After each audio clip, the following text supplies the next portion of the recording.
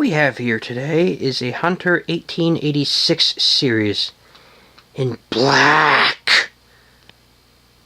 Yes, black. Black finish was available from 1992 to 1995, making it one of the least common of the finishes available for the 1886 series. This particular fan dates to 1994, manufactured sometime between July and September. Third quarter of 1994. For those who don't know, the Hunter 1886 series is a reproduction of its own fan. Back around 1897, around that, give or take a year or two, the Tuerk meter company and Hunter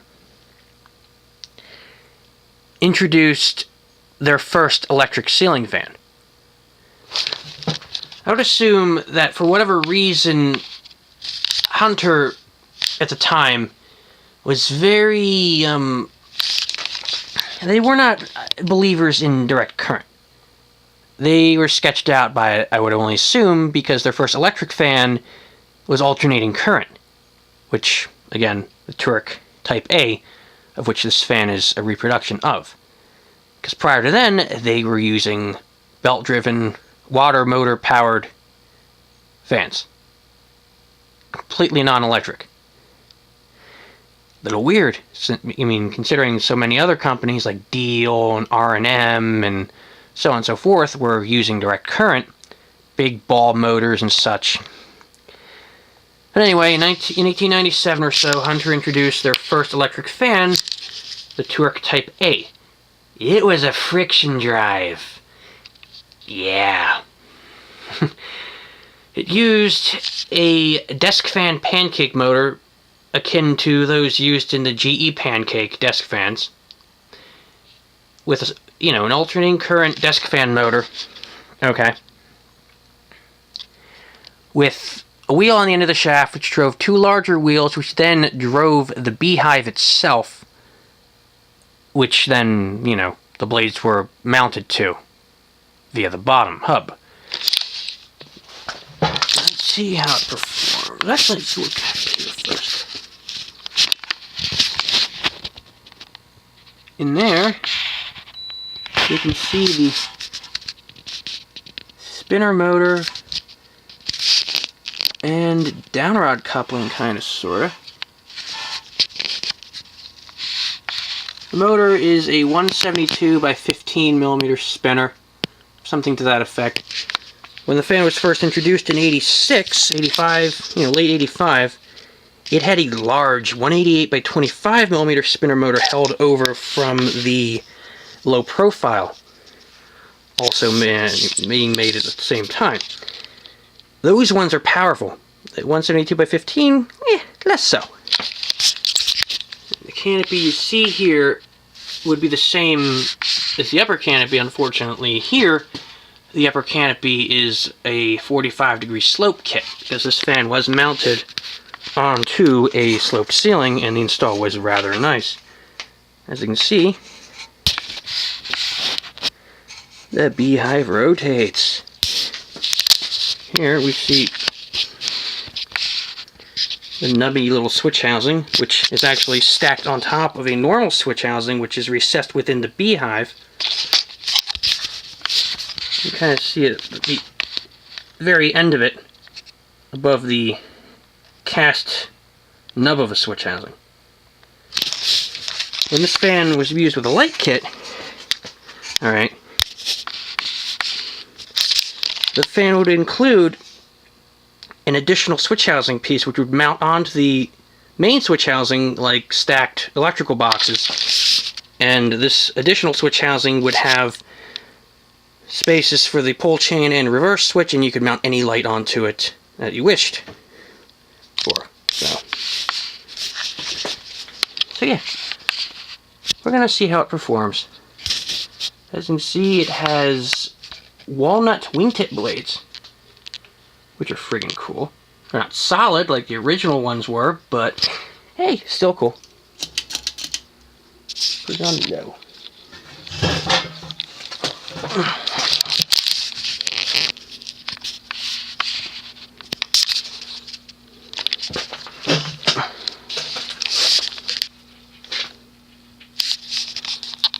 Performance is average hunter. Average spinner motor hunter. Low speed is normal.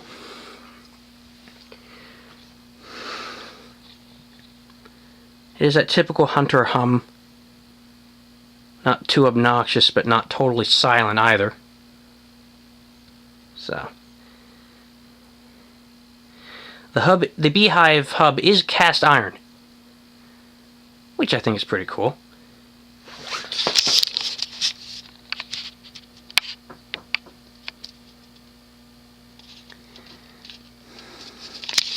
The beehive bolts onto the spinner motor. The spinner motor of which has the standard import 1 15/16 of an inch spacing. But the blade irons and the hole spacing on the hub itself are 2 1/8 inch, which is the American standard. I find that interesting. The screws are also 12/24. Again, interesting.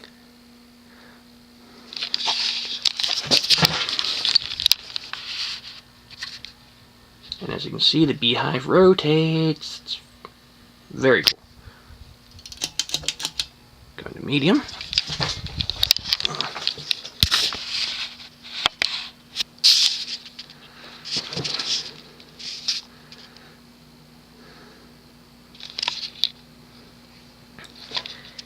The 1886 series was one of very few non-original hunters that did not use an installer's choice canopy or ball socket or anything of that nature. This one used the U-bolt with a double claw yoke and bushing, just as the original did, probably due to the beehive's weight. Fan hanging weight is probably something around 30-ish pounds. However, I don't like the 45-degree slope kits. I just don't. They're kludgy. Kludgy like the old Emerson blender canopies. So what I'm going to do with this fan is I'm going to give it a Fanimation ball socket kit. One of the big mounting brackets, giant hanger balls, and a black canopy of which I'll probably spray over to make it gloss. And that'll be a better bet for this fan, because then you can mount it wherever you want. Whereas the U-bolt is inherently kludgy. So, yeah, that's what I'm going to do with it. So, in 86, or 85, whichever one you want to really go with. Alright, the fan was originally made in burnished brass. It was a quote-unquote limited edition. That's never true, because these were actually sold in pretty high numbers. Come 1992 or so, they introduced Verde and Black. By 96, Black was gone. By 97, Black had been replaced with iron. And by like late 90s or maybe 2000, Verde had also been discontinued. So it was burnished brass and iron, and then a couple weird finishes came out, and then eventually... Ooh, that ain't good. And then eventually the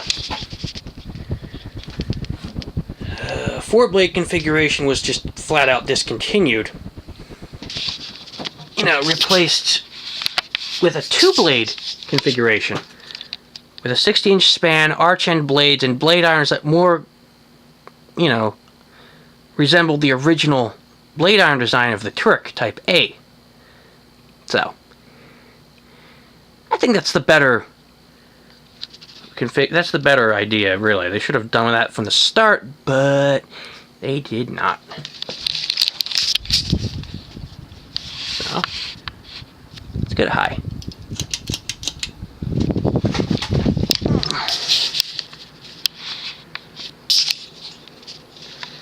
And high speed is typical spinner hunter, maybe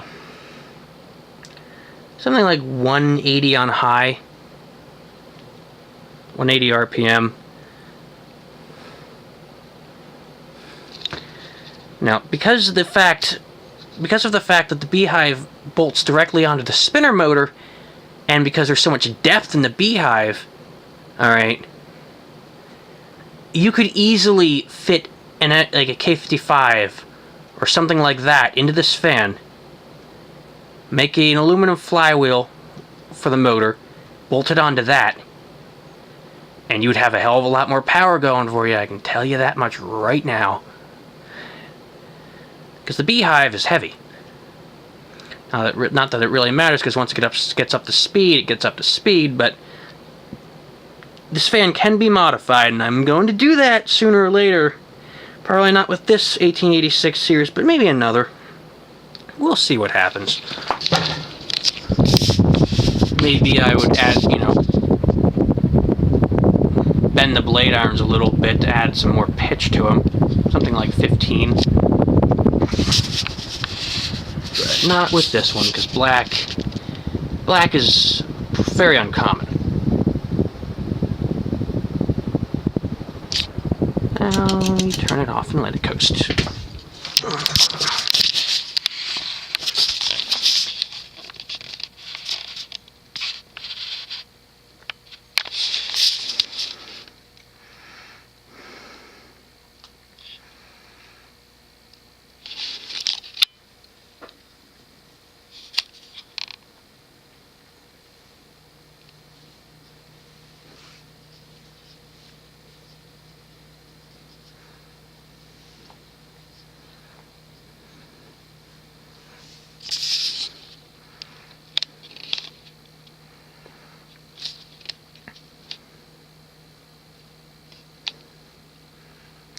Now, the 1886 series, as I mentioned, was sold in pretty high numbers, or still being made, technically. So, they called these limited edition, but nope, still high numbers. So they do surface from time to time, but they're not stupid common, but they're not stupid rare either. Whereas the Tuerk, the antique that this fan was modeled on, that is pretty rare. Those go for a couple thousand. Upwards of. Sooner or later, I wouldn't mind finding one of those, just to say I have one. And as I mentioned, the Tuerk Type A was Hunter's first alternating current, their first electric ceiling fan. They started out with alternating current because I would assume the Hunter John and James Hunter, right? I don't think they liked direct current. Maybe they had a thing against Edison, I don't know, but they weren't too fond of it, so they held out, continued using, belt-driven, water-powered fans, or continued making them until around 1896 or 1897.